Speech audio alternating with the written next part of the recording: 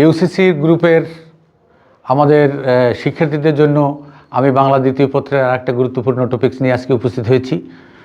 সবাইকে ধন্যবাদ, অভিনন্দন জানাচ্ছি আমার এই টপিকসটা শোনার জন্য আমি অনুরোধ করছি।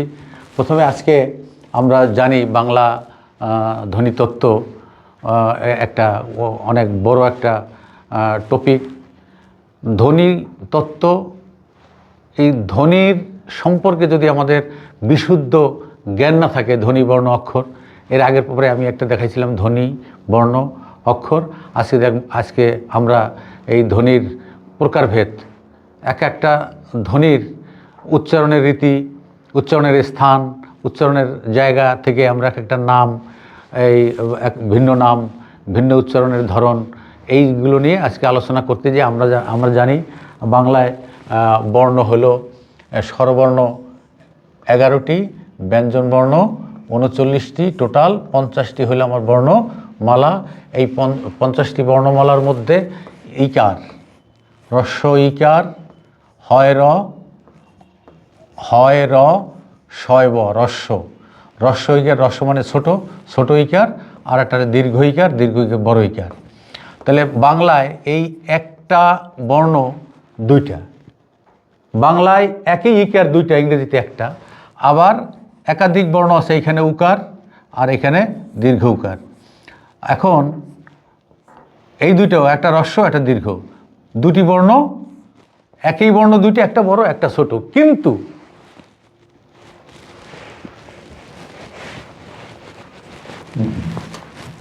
কিন্তু আমাদের ব্যঞ্জন বর্ণের মধ্যেও কিছু বর্ণ আছে একাধিক। স, একটা দন্তস্ব, একটা তালব্য স, একটা মূর্ধার স। তালব্য স তালু থেকে উৎপন্ন হওয়া, মূর্ধার স মূর্ধন্য থেকে, একটা দন্ত থেকে, দাঁত জিহ্বাকে স্পর্শ করলে সেটা হবে দন্তস্ব। তিনটা স, তো স দুইটা, ন দুইটা, তালব্য স, দন্তস্ব, মূর্ধন্য, দন্তন্য, এরকম একাধিক বর্ণ আছে। একই বর্ণ একাধিক আছে আমাদের। সেটা থেকে পার্থক্য যদি দেখতে যাই আমরা, তো ক থেকে ম পর্যন্ত বর্ণ টোটাল 25টি ব্যঞ্জন বর্ণের ভিতরে। ক থেকে ম পর্যন্ত 25টি বর্ণকে আমরা 5 ভাগে ভাগ করি। ক, চ, ট, ত, প। এই ক বর্গের মধ্যে আছে 5টি বর্ণ: ক, খ, গ, ঘ, উ, চ, ছ, জ, ঝ, ইয়, ট, ঠ, ড, ঢ, মূর্ধন্য, ত, থ, দ, ধ, দন্তন্য, প, ফ, ব, ভ, ম। এখানে হলো আর 5টি। তো টোটাল বর্ণ 25টি। ক থেকে ম পর্যন্ত টোটাল কয়টা বর্ণ? 25টি বর্ণ। এই 25টি বর্ণকে আমরা ভাগ করি 5 ভাগে। প্রত্যেকটা ভাগের নাম বর্গ। ক থেকে ম পর্যন্ত 25টি বর্ণকে 5 ভাগে ভাগ করি, প্রত্যেকটা ভাগের নাম বর্গ। তা বর্গ কয়টা? 5টা। ক, চ, ট, ত, প। প্রত্যেকটা বর্গের মধ্যে আবার 5টা করে বর্ণ থাকে। 5টা করে বর্ণ থাকে। যদি দেখি আমি এখানে যদি দেখাই,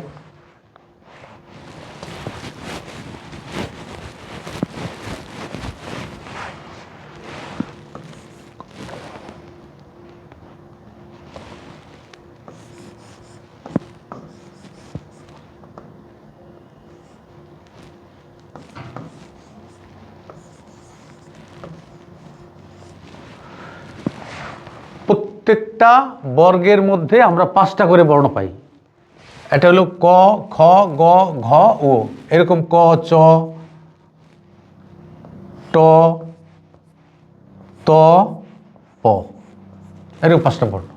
তাহলে প্রত্যেকটা বর্গকে আমরা 2 ভাগে ভাগ করতে পারি।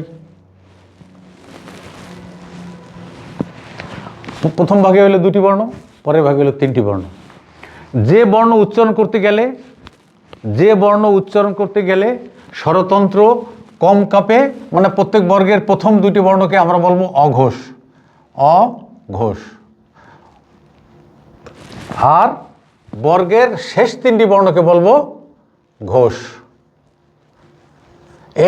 এই বর্ণগুলো উচ্চারণ করতে গেলে, ঘোষ বর্ণগুলো উচ্চারণ করতে গেলে আমাদের স্বরতন্ত্র কাঁপবে বেশি। এখানে দিয়ে যদি উচ্চারণ করি ক, খ, স্বরতন্ত্র কম কাঁপবে। আর যদি বলি গ, ঘ, উ, স্বরতন্ত্র কাঁপবে বেশি। তো তাহলে যেটা কম কাঁপে সেটা হলো অঘোষ, আর যেটা বেশি কাঁপে সেটা হলো ঘোষ। ঠিক আছে? আর প্রত্যেক বর্গের 1 2 3 4 5 এই যে 5টা বর্ণের মধ্যে জোর বর্ণ আছে, এই জোর বর্ণ, জোর বর্ণ এই দুইটা, জোর বিজোড়। প্রত্যেক বর্গের জোর বর্ণকে বলা হয় মহাপ্রাণ। প্রত্যেক বর্গের জোর বর্ণকে মহাপ্রাণ বর্ণ বলা হয়। যেমন ক খ এইটা মহাপ্রাণ, গ ঘ এটা মহাপ্রাণ। এখন যদি আমি অল্পপ্রাণ মহাপ্রাণ বলতে গিয়ে যদি আমি আমার এই বক্ষপিঞ্জরে হাত রাখি এইখানে, বা তোমরাও যদি রাখো, এখানে উচ্চারণ করতো ক, এবার উচ্চারণ খ, ক খ গ ঘ উ। তাহলে ক খ এটা জোর বেশি লাগে। ফুসফুস তাড়িত বাতাসের জোর যে বর্ণ উচ্চারণ করতে গেলে বেশি লাগে সেইটা মহাপ্রাণ, আর যেটা কম লাগে সেইটা অল্পপ্রাণ। এখন আমরা দেখলাম এইখানে অল্পপ্রাণ বর্ণ কয়টা? এইটা অল্পপ্রাণ, এইটা অল্পপ্রাণ, এইটা অল্পপ্রাণ, আর মহাপ্রাণ এইটা আর এইটা, দ্বিতীয় চতুর্থ, এটা মহাপ্রাণ। এখন আমি অল্পপ্রাণ এবং মহাপ্রাণ, অল্পপ্রাণ এবং মহাপ্রাণের আমি একটা ছক দেখাই দিই, যে জীবনে কোনোদিন ভুল না হওয়ার জন্য তুমি চ্যালেঞ্জ করতে পারবা। এখন যেমন এরকম,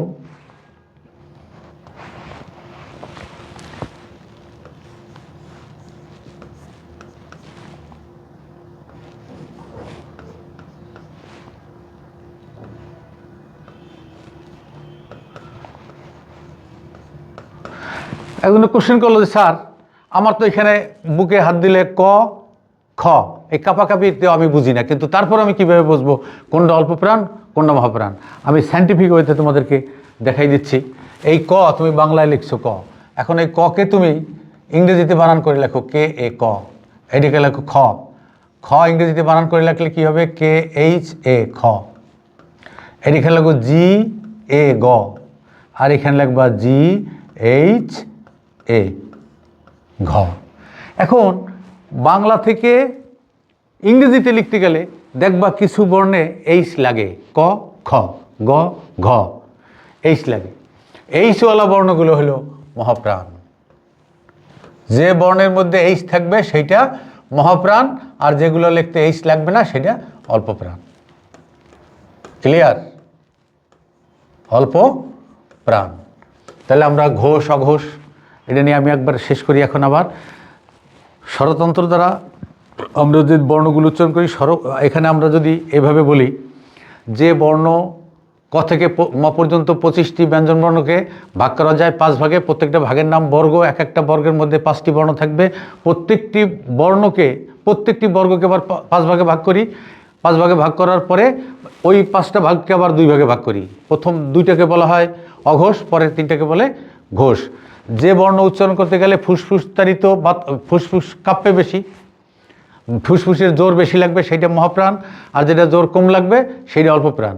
এখন অল্পপ্রাণ মহাপ্রাণকে আমি এবার লিখে দিলাম যে বর্ণর বাংলা থেকে ইংরেজিতে লিখতে গেলে এইচ লাগবে, সেই এইচওয়ালা বর্ণ বানান লিখতে গেলে এইচ লাগবেই, ওই এইচওয়ালা বর্ণটা চোখ বন্ধ করে মহাপ্রাণ দেবা।